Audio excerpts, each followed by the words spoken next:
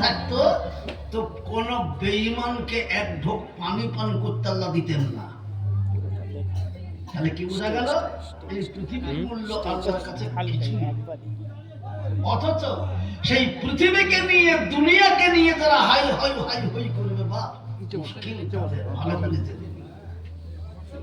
এক্ষুনি ওয়াজ শুনলেন, বড় দামি দামি কথা শুনলেন, কি গো সব কিছু ক্ষমতার মালিকটাকে ধরে বলুন কে? এখানে আজকে আমাদেরকে বসিয়ে রেখেছেন কে? আমাদের এখনো বাঁচিয়ে রেখেছেন কে? ধনী আর গরিব করতে পারে কে? গরিবকে ধনী, ধনীকে গরিব করতে পারে কে? ইজ্জতওয়ালাকে বেইজ্জত আর বেইজ্জতওয়ালাকে ইজ্জত দিতে পারে কে? ভালো করে কান খুলে শুনে সব আল্লাহ জানিয়ে দিয়েছেন।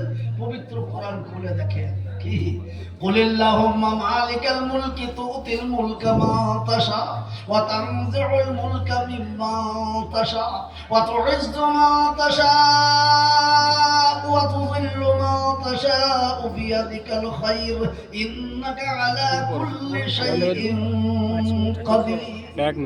আল্লাহ কোরআনে বললেন রাজ্য মান সিংহাসন সবই করি দান,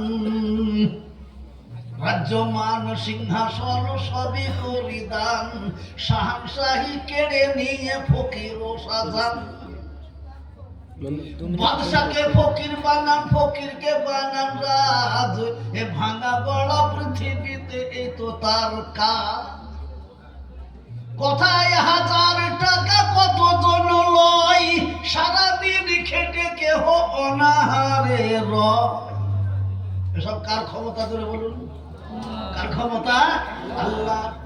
ভারতবর্ষ স্বাধীন হবার পর